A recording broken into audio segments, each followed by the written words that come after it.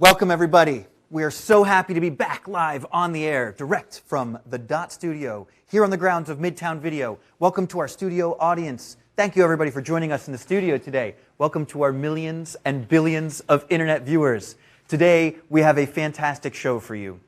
What we are doing is making the control room the set, okay? And, of course, the characters in this show are all the elements of live production. As I mentioned, we're coming to you live from Midtown's production studio. Over here, we've got our TriCaster TC1, operated by none other than Mr. Adrian Allen. We've got Alex Girola on cans over here. We'll introduce you to the rest of the crew a little bit later. But what I want to show you is that we've got a live television production facility going on right now. And the content of today's show is not just broadcasting live on the internet from our studio, but incorporating remote guests and remote reporters using the internet. No microwaves, no satellites, just LiveU. All right, what we've got here on this table is the LU2000 server. This allows me to take live video and audio feeds from my remote guests, my remote reporters. All they need is a LiveU encoder, right? So they've got their camera or their TriCaster or other switcher plugged into this encoder. It goes up to the cloud, comes down from the cloud into my server, and I bring them live into my studio over SDI or now NDI. That's right. LiveU and NewTek got together and had a baby, and now LU2000s and other servers are NDI enabled. It's pretty exciting. So, without further ado, what I would like to do is introduce our first remote guest. This gentleman has been broadcasting sports. He's been in the video production industry a long time, but specifically with respect to LiveU, he's been doing a lot of remote contribution from golf courses and clubhouses and announcers' desktops and stuff like that, all from his studio in West Palm Beach. And so, ladies and gentlemen, may I introduce you to Thaler Media's Lowell Thaler. Hey, Lowell, how you doing? Hey, Jesse. It's really great to have you on our Thanks for show. having me. It's fun to be here. All right. So, Lowell, I know all about what's been going on because Midtown Video was lucky enough to help you put together this production system, but could you tell me, when you were broadcasting the golf tournament, how many different locations were involved in your live broadcast to the internet? Well, actually, we had quite a few. We were up in Chicago, a suburb of Chicago. We had 4 LiveU units and 4 cameras, in addition to a camera down here in my home, North Palm Beach, Florida. So we had LU600s, 4 of them up there, 4 Sony F55 cameras. And basically we streamed, we had a camera in the clubhouse for our hosts. We had 3 cameras out on the course. I'm actually, if you happen to take a look, we'll see some of that's our actual show from a few months ago. And basically we had cameras roaming the course, covering these matches. And if you think about this, that when you watch NBC or CBS, they've got 21 to 24 miles of cable out on the ground. What we'd had with our LiveU cameras, the longest cable was this long. 24 miles of cable. Lowell, how many is that in centimeters? It's about a million billion. I'll have to ask Hernan, the engineer, and Bob, my cameraman. All right. So let me get this straight. Imagine. Lowell, you had about 3 camera operators, 1 in a clubhouse, 2 on a golf course, another camera operator in your studio for 3 contribution. in a golf course. Come again? Right. Yeah, we have 1 in the clubhouse, 3 out in the field on the golf course, and 1, so that's 4. Then we had 1 here in North Palm Beach, kind of like a scoring update desk. And Lowell, how many 5 cameras all in all? How many cameras were up in Chicago with your announcers? We had 1 with the announcer and 3 out in the field covering the action. So all of your cameras obviously had an encoder attached to them. You mentioned you had some LU600s, which all have 6 modems, combination between SIM cards, a LAN port, a Wi-Fi port. How many technicians did you have to send, in addition to the camera operators, in order to sort of operate these encoders? I would say 0. All right. We had no technician, no extra outside of our camera personnel. That was it. That you plug through an SDI into the camera.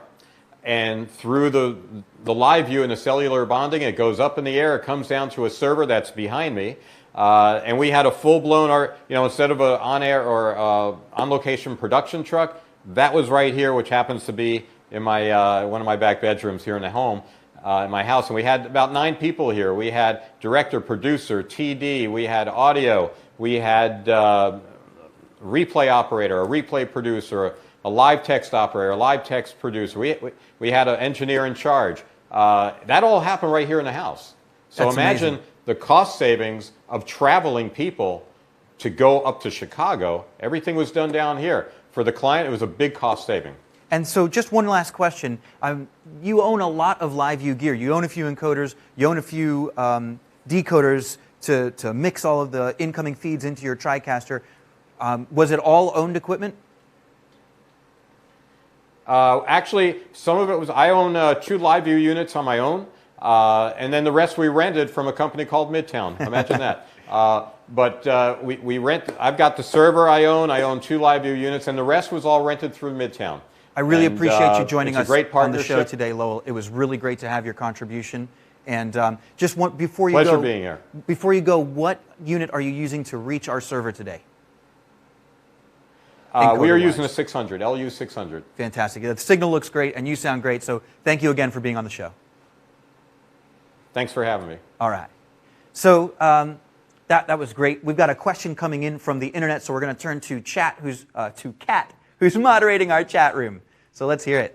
So Caitlin Howe wants to know, is there a cell plan and cost involved with the LiveU encoders? So that's a fantastic question. Thank you very much for watching, first of all, and thanks for bringing that up. So the answer is yes, there's an optional plan for cellular data involved with LiveU encoders. There are a couple of ways to reach decoders.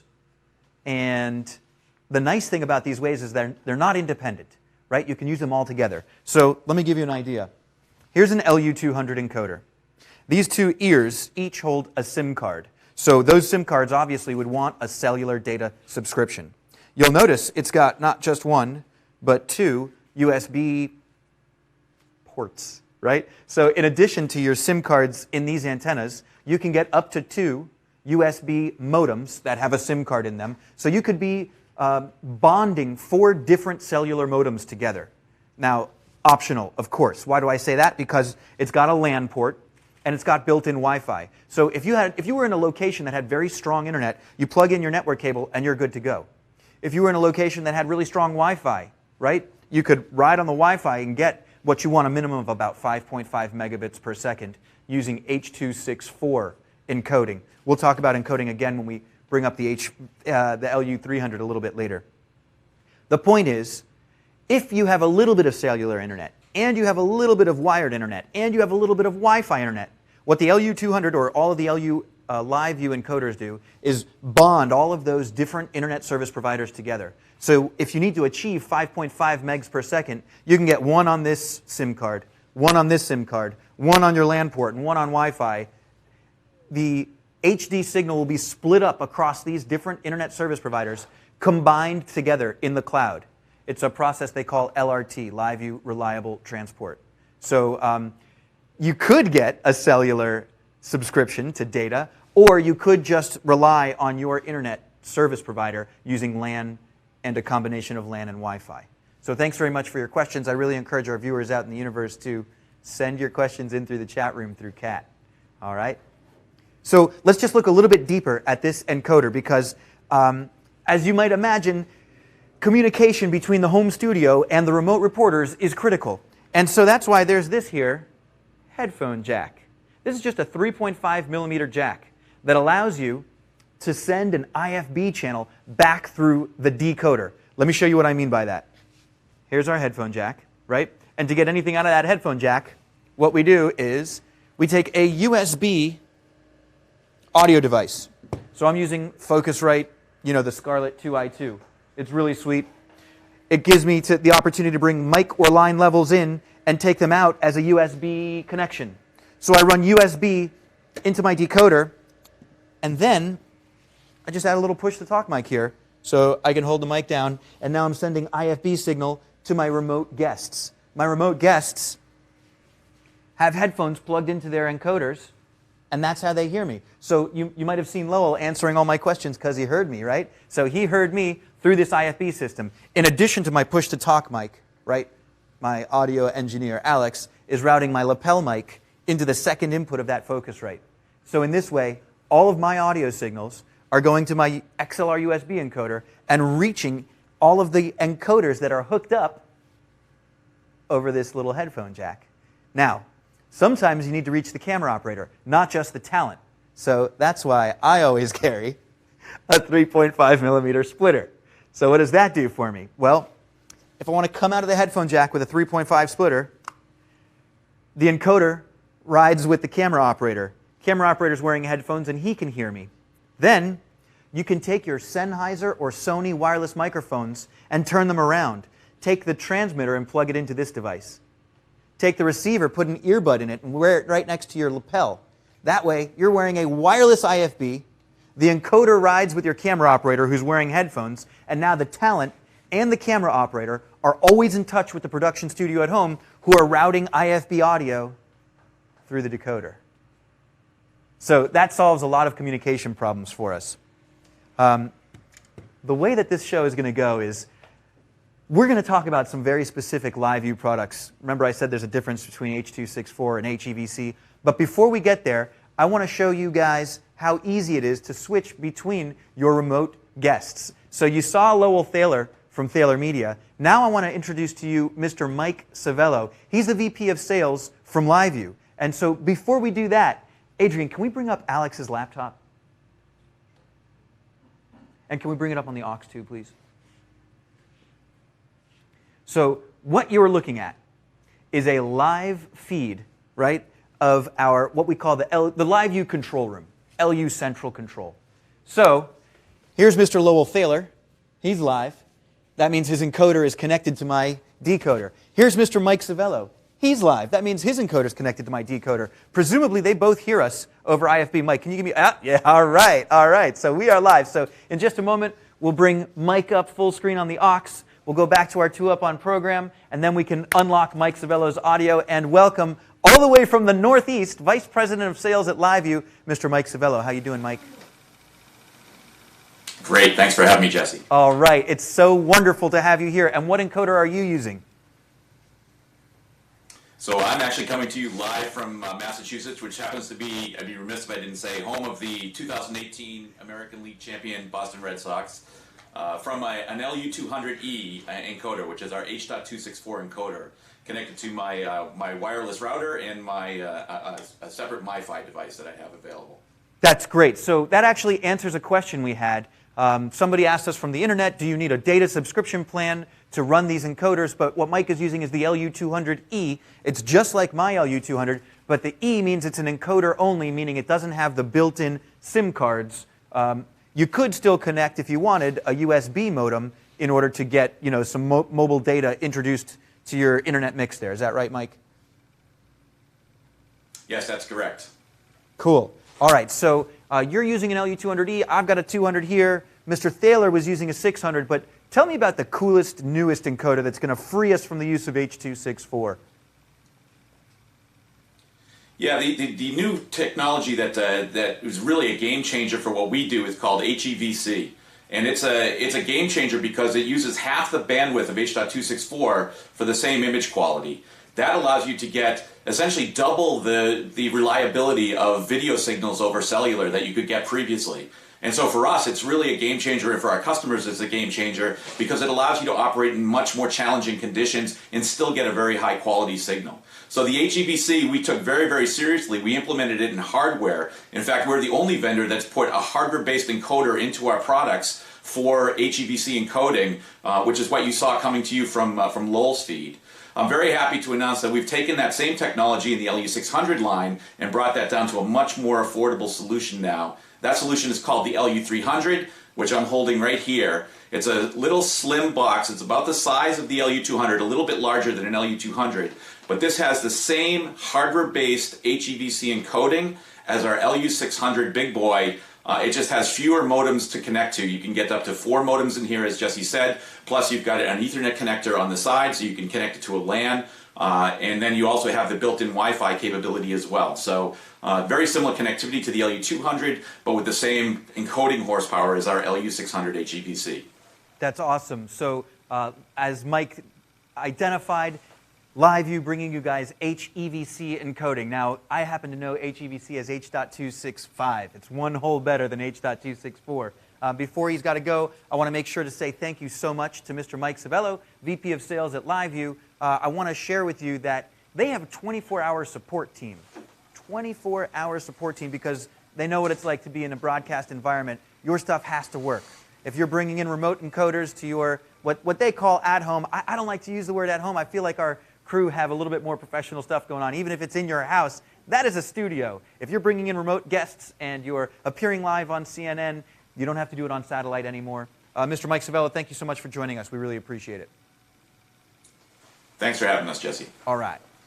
Okay, now is my favorite part of the show. Second favorite, right? Favorite part's the guest. My other favorite part of the show is when we talk model numbers and capabilities. So first, I'd like to start off with that LU300 that Mr. Savello was chatting about, and so I'm going to give it to you right here, LU300. So you'll remember, the LU200, which we're working on, that's last year's technology, H.264. You need to achieve 5.5 megabits per second to get a good, solid, high-definition stream going on. LU300 gives you one better than H.264. It gives you H.265. It's an HEVC encoder. That means you can cut your bandwidth in half. If you're doing an HD encoding, you can get by with about 3 megabits per second. On the other hand, if you're using the LU600, you can do a 4K stream on this HEVC H.265 encoding. Probably want to be in the 6 to 7 megabit per second bandwidth neighborhood, but the point is you can get a live stream of H.265 going.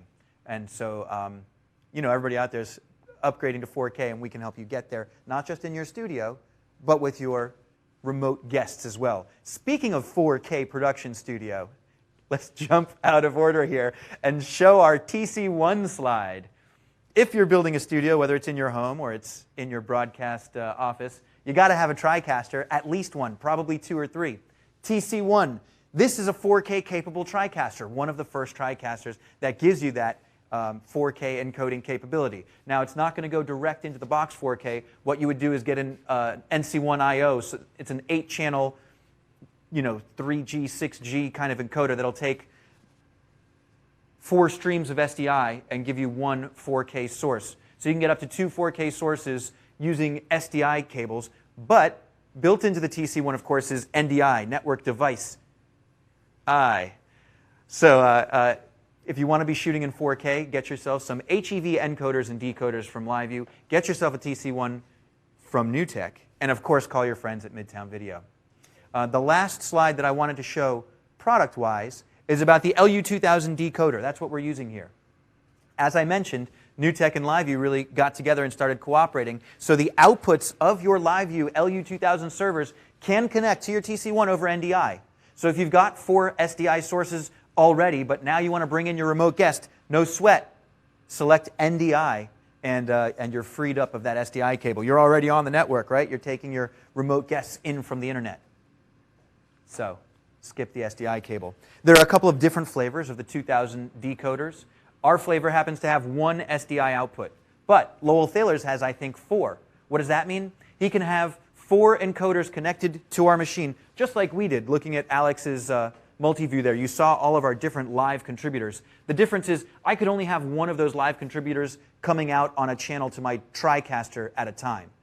But if you needed 4 remote guests on a panel, like Bloomberg or CNN does, you can get a 4-channel decoder, have 4 encoders, somebody in Chicago, somebody in New York, somebody in California, all connected to your device, all feeding a separate channel to your TriCaster, video and audio, and of course, all listening on IFB to your host in the studio, keeping that line of communication going.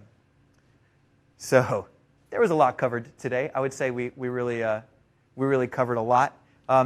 Before we go, I just want to say thank you again to my crew because they're exceptional, great camera guys, great web and tech team, Kat and Lindsay in the back. Mr. Adrian Allen has been our technical director, but I just want to do this one thing because you guys may remember we used to have this live show for a pretty long time, and I want to honor a special guy that's not in the studio today. Adrian, could you hold up that thing for me? This is Verge. He's not here today, but he's here in spirit. So Verge is our ex officio technical director. Is he? Excellent. We hoped he would be. That's fantastic. All right, so I want to say thank you again to my studio audience. It's so much more fun to do this when you have people who care about what's going on in the studio audience. Thanks for making it all the way out here to the Dot Studio at Midtown Video. Thank you to our millions and billions of internet viewers watching online. Tell all your friends. We are back. You can expect a lot more of this. Ask your questions in the chat room. Send us emails. Give us phone calls. We can help you bring your productions live. Satellite, microwave, internet, however you want to get it done, we're here for you. From all of your friends here at Midtown Video, I am your host, Jesse Miller, and this has been totally awesome.